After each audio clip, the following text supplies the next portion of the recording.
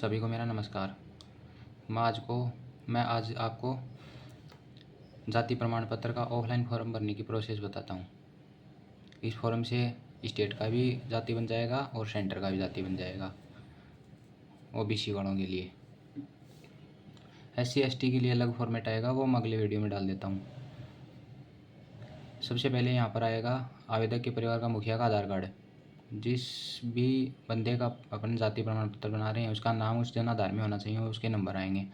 आवेदक का पूरा नाम आएगा 10th की मार्कशीट के आधार पर, या 10th नहीं की हुई है तो उसके आधार कार्ड के आधार पर। डेट ऑफ बर्थ आ जाएगी, यहाँ पर मूल निवास का पूर्ण पता आ जाएगा, वार्ड नंबर, गांव, पोस्ट, और तहसील, पिन कोड। वर्तमान पता में, स्थायी पता में भी आ जाएगा सेम ही। क्या आपका परिवार राजस्थान के मूल निवासी हैं, इसमें आ जाएगा। और यदि नहीं है तो आवेदक का ये लिखना है राज्य कौन सा, जिला कौन सा, तहसील कौन सा, पता। धर्म आ जाएगा, हिंदू है तो हिंदू, और जो भी धर्म है इनका, ओबीसी कास्ट में जो भी आता है। जाति आ जाएगा, जैसे ओबीसी है, और उपजाति में जाति का नाम जैसे माड़ी, यादव, जाट, ऐसे, कुमावत, अहीर, ऐसे। आजीविका वर्ग इसको छोड़ देना खाली। 9 नंबर पे आवेदन केंद्र पिछड़ा वर्ग के लिए किया जा रहा है। जैसे अपने राज्य का बनाना तो राज्य पर टिक कर देंगे, केंद्र का बनाना केंद्र पे, और दोनों का बनाना दोनों पे टिक कर देंगे। जाति का क्रमांक है, पता है तो लगा देना, नहीं तो इसको खाली भी छोड़ सकते, डैश लगा देंगे। आवेदक के पिता का नाम, 10th की मार्कशीट में जो नाम है उसका नाम लगा देंगे। और उसमें अब माता का नाम पूछा आगे, तो 10th की मार्कशीट में उसकी माता का नाम क्या नाम है वो नाम लिख देना है। माता पिता ज्ञात नहीं होने के लागे संरक्षक का नाम, जिसके माता पिता नहीं है उसके कौन पाल पोस रहा है उसका नाम आ जाएगा।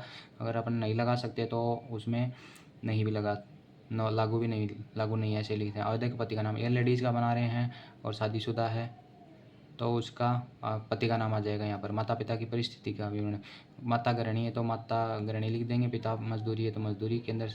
और जैसे नौकरी, ये पहला पेज हो गया। दूसरे में है माता संवैधानिक पद का नाम। यहाँ पर अगर नौकरी में है तो उसके पद के हिसाब से माता है तो लागू नहीं कर देंगे, पिता है तो पिता, माता है, अगर माता नौकरी में है तो माता लिख देना है, पिता नौकरी में नहीं है तो नहीं लिख देना है। और विभाग का नाम है, पद है जिस जो मेन है नहीं इसमें, जैसे केंद्र का कर्मचारी, राज्य का पद का क्या नाम है, वर्गीय वेतनमान अगर पता है तो लिख देना। पद की नियुक्ति तारीख भी जरूरी नहीं है, पदोन्नति के समय ये भी नहीं लागू नहीं है। अंतर्राष्ट्रीय, इसमें जो भी वो है ना जिसमें लागू होता है वो एक लिख कर, बाकी में नहीं कर देंगे, नहीं करके इसमें भी नहीं कर देंगे। फिर आ जाएंगे तीसरे पेज पे भी इसमें नहीं लिख के। और आय धन, कई जगह पे क्या है कि उसमें जाति प्रमाण पत्र में आय प्रमाण पत्र मांगते हैं पिता के नाम से या पति के नाम से, तो पति का तो लगेगा नहीं, माता पिता का लगता है इसमें आय। ससुराल पक्ष से नहीं बनता है कभी भी। मैरिड का पियर पक्ष से बनता है, पियर का पापा का नाम आएगा और पिताजी का एड्रेस आएगा।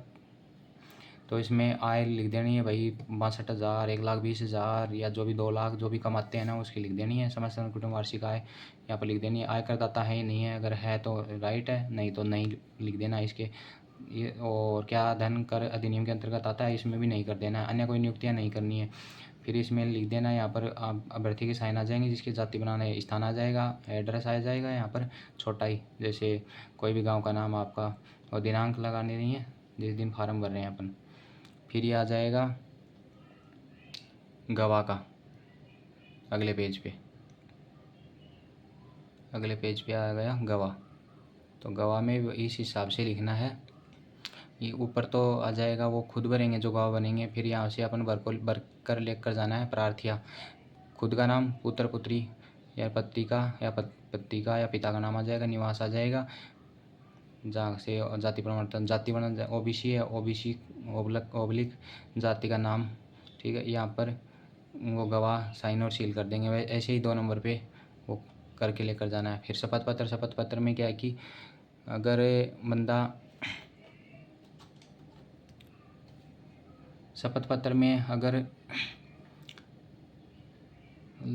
वो है 18 साल हो गई तो कैंडिडेट के खुद के नाम से भरना है। खुद का नाम, पिता का पति का नाम, निवासी गांव, शहर, तहसील, जिला लिख देना है। सम्मिलित जाति, जाति का नाम है। ओबीसी, ओबीसी के अंदर कौन सी जाति है साइन कर देना है। अगर 18 साल से कम उम्र का बंदा है, अगर लड़का है लड़की है, तो उसके पिताजी के नाम से फिर उसकी दादी जी का नाम आ जाएगा और एड्रेस सेम का सेम रह जाएगा। और फिर वो पटवारी की रिपोर्ट करवानी है।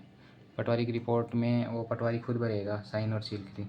और अगर पटवारी, अगर अपन को ये लगता है कि भाई नहीं है, अपन जा नहीं सकते, आया नहीं है, छुट्टी वाला दिन है, तो अपन क्या करते हैं, जिसके पिता या दादाजी के नाम से ज़मीन है अपनी खतौनी की, जिसका सारा नंबर है, जमाबंदी निकलती है, उसकी डिजिटल तहसीलदार के साइन वाली जमाबंदी निकाल के और यहाँ पर लिख देना है डिजिटल जमाबंदी उपलब्ध है, वहाँ पर लगा देनी है, साथ में अटैच करनी है फॉर्म के।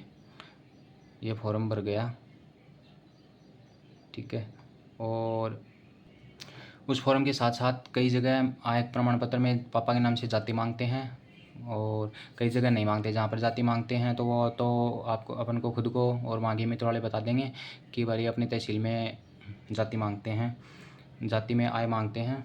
और नहीं मांगते तो इसको भरने की ज़रूरत नहीं है, तो अलग से एक फॉर्म आएगा 1 पेज का। इसमें क्या है कि आय लिखनी पड़ेगी।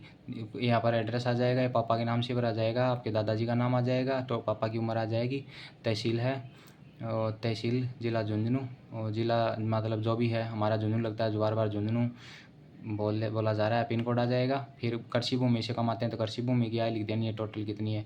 पेंशन से बनवानी है तो पेंशन, जो मजदूरी से करते हैं, तो अगर कोई नौकरी वगैरह में है तो उनकी तो पे स्लिप लग जाएगी, उनको तो आय बनाने की ज़रूरत नहीं है। अगर नौकरी में है मम्मी या पापा तो उनकी पे स्लिप लग जाएगी। तो इनमें से एक पे भरना है, जैसे वहाँ पर भरी थी ना अपन ने 1,20,000 या 2 लाख, वही आय इसमें भरनी है भाई। इन पाँचों पॉइंटों में से जो लागू होता है उस पॉइंट में लिखनी है, जो नहीं लागू होता है उसमें नहीं कर देनी है। फिर कुल वार्षिक आय 1,20,000 यहाँ पर लिखनी है, फिर दिनांक लगा देनी है और पापा का नाम लिख देना है यहाँ पर।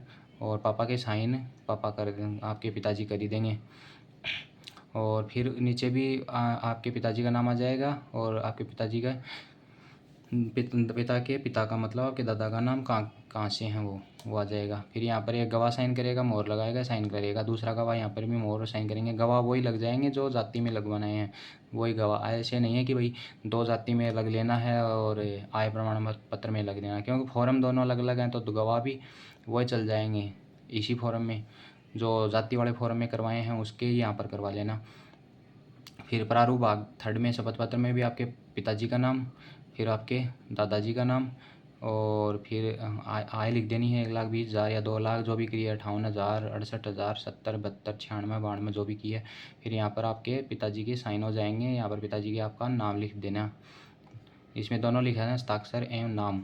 हस्ताक्षर कोई तो कम करता है, भाई छोटा रूप ले लेता है, हस्ताक्षर कोई बड़ा नाम लिखता है, तो उस हिसाब से आपको ये कर लेना है। फिर प्रमाणीकरण में भी ये लिखना है उपरोक्त, जैसे आपके पिताजी का नाम, आपके पिता का या पति का नाम, आयु लिख देनी है पापा की, कितनी उम्र है, निवासी कहाँ का है, और पहचान है ये खाली छोड़ देना। ये वो भरेगा भाई, समस्त दस्तावेजों के द्वारा की हुई है या मेरे द्वारा की गई है, वो जो नोटरी करेगा, प्रमाणीकरण देना, नोटरी करवानी है इसको। फ़ोटो लगाओ तो लगा देना, फ़ोटो लगाने की ज़रूरत नहीं है इसमें।